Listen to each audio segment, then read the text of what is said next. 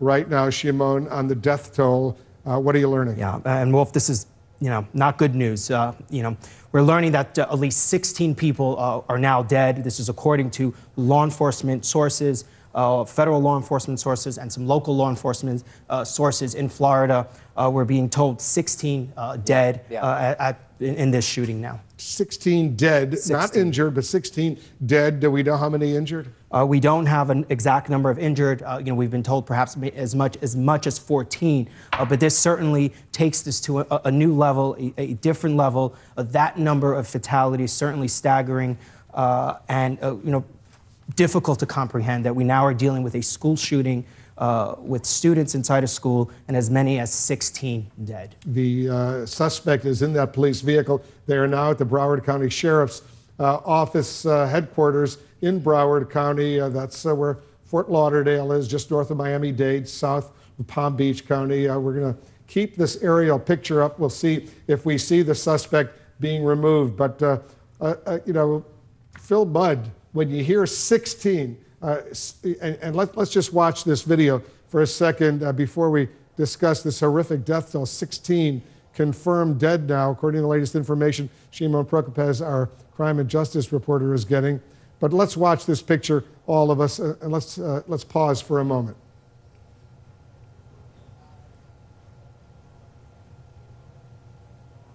All right, you see the local authorities, they're putting gloves on. They're about to open the door, and they're going to take this suspect out.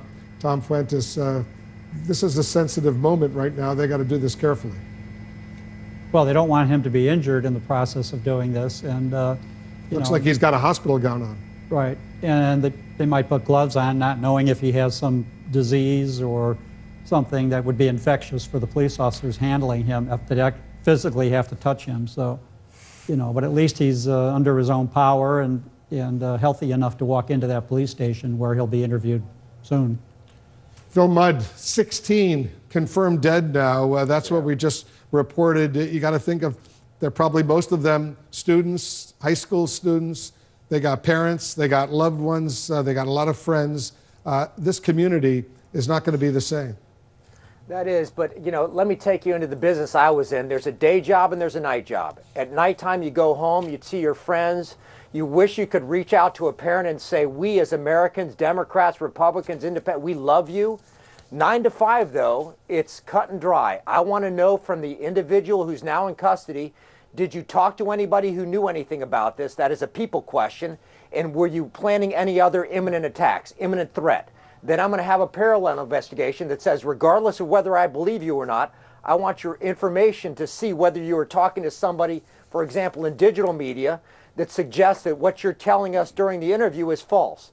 Wolf, there's a day job and the night job. At nighttime, you grieve. At daytime, you cannot afford to grieve. You've got to move now to ensure that in the next hour, if he was talking to somebody else, that other person at another high school in another city can't act before you find him. Day and night, Wolf, it's a different game.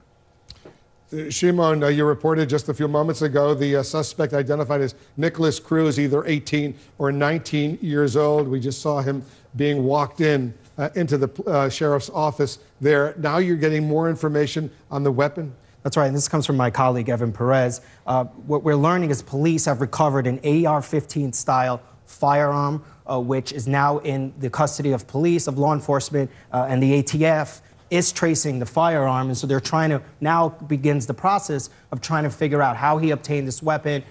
We've heard about this kind of weapon, this style of weapon, being used in other shootings, so this is not new to law enforcement, and certainly tells you the kind of firepower he was dealing with here, he was using to kill.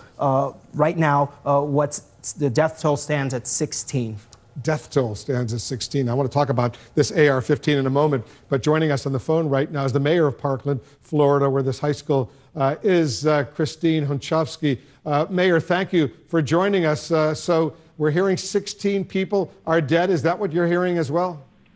I have heard that there are multiple fatalities. I have not heard a specific number. Have you also heard that the weapon was an AR-15? I have not heard what the weapon was specifically. I know you've been speaking to students, you've been speaking to parents, you've been speaking to loved ones.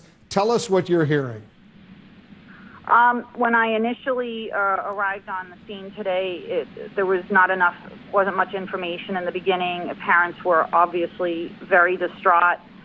Thank goodness for cell phones that we have today. Students were able to text their parents and put them at ease. Then what happened is time was going on. The police were going throughout the building section by section and letting students out as it was safe. And there is nothing better for those parents than to have been able to hug their children and know they were okay. Is there an area where, unfortunately, tragically, some of the parents who may have lost a child, where are they right now, and who's helping them? We have all sorts of first responders on the scene, and they have been talking to the parents who are there. For parents who are looking to pick up their children, they set up the site at the Marriott Hotel nearby. Is the search still underway through the classrooms, through the closets, through all the areas around this huge high school complex? At about half an hour, 45 minutes ago, I was told they were making a final sweep. They were still inside as little as 20 minutes ago. And they're still finding individuals, or is it basically over? What are you hearing, Mayor? I think it is mostly over, although I had still heard there were some students. I had heard from one mother there were some students inside, but that was about 30 minutes ago. Tell us how all this unfolded. You were obviously very well briefed, and what happened once the shooting started? So we heard that there was an active shooter report from our first responders. Immediately, they were headed toward the school. The school went on lockdown. There's a middle school next door. That school also went on lockdown. People were crowding the area. A perimeter was set up, and they were going inside to try and get the shooter.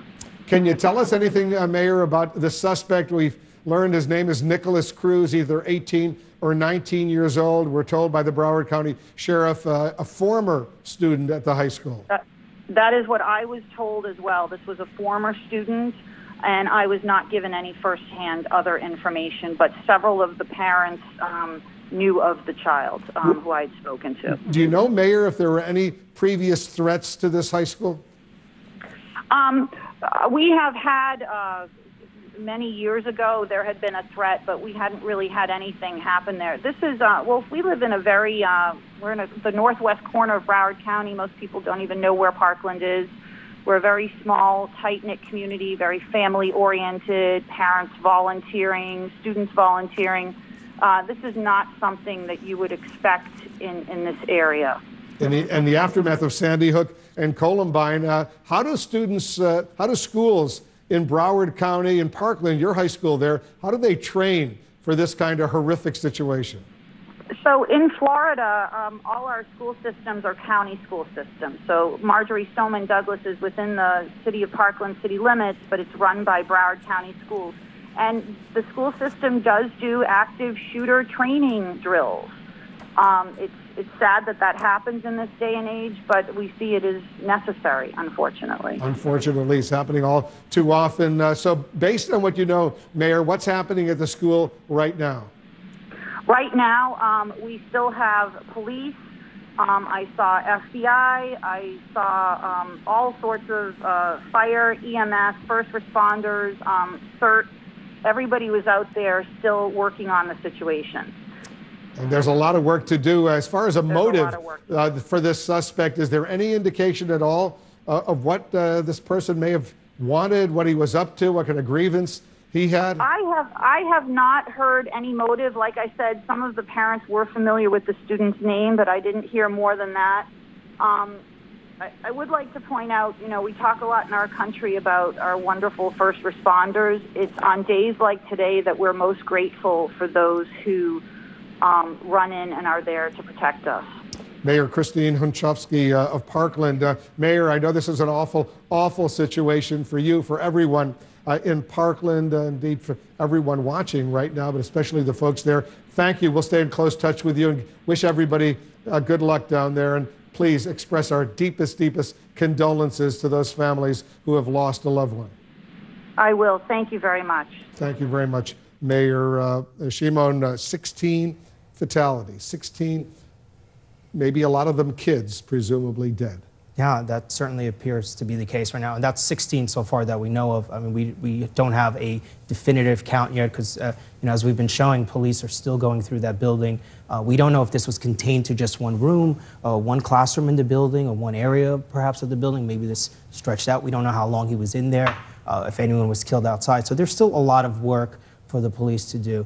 I just want to point out the suspect identified as Nicholas Cruz. We saw him originally in that maroon shirt when he was arrested, handcuffed, put into the police vehicle, and then we just saw him a few moments ago being escorted out of the vehicle at the Broward County Sheriff's Office wearing a hospital gown. Yeah, so this normally happens in these kinds of situations when police are investigating homicides, shootings, sex crimes. In this case, the reason is, yes, he went to the hospital, got treated there, and it's likely that the police have decided to take his clothes as evidence for the case. Gunshot residue perhaps on the body, DNA evidence, blood from some of the victims.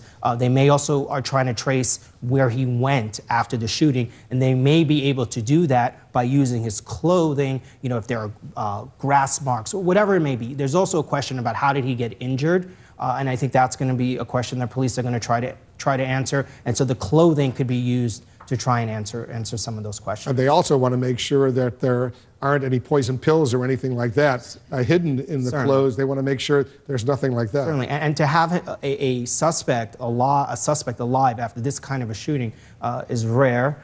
So that gives them at least an advantage to try and talk to him and try and find out. Yeah.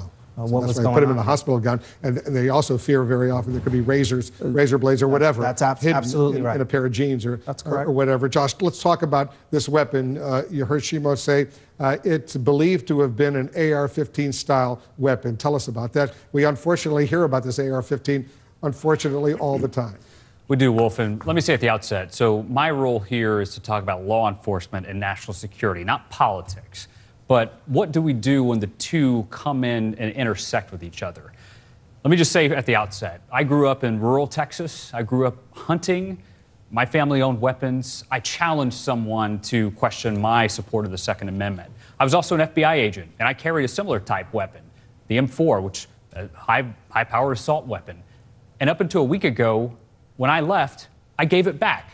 Because I think the national debate that we need to have, and this is people in law enforcement, people in military, and average citizens, is what conceivable reason could someone have to have this type of high-power assault weapon? I know it's a very contentious issue. People are going to bring it up, but that's the debate we need to have. It's an important debate, and we unfortunately have this debate after every incident, high school How many shooting, shootings have we along these lines, and there's a debate. Whether anything emerges from those debates, that's clearly not happening. Tom Fuentes, Evan Perez, our justice correspondent, says he quotes law enforcement sources as saying it's a 223 caliber AR-15 style firearm that was used in this horrific Florida mass shooting. At least 16 people now dead, according to our sources. The ATF is tracing the firearm, but talk a little bit more about this. The standard AR-15 has normally a 20-inch barrel. The cost is about between $800 and $2,500. The .223 round, which has a speed of over 2,000 feet per second when it's shot, so it's a horrific round, is the same caliber bullet that the military has in an M16.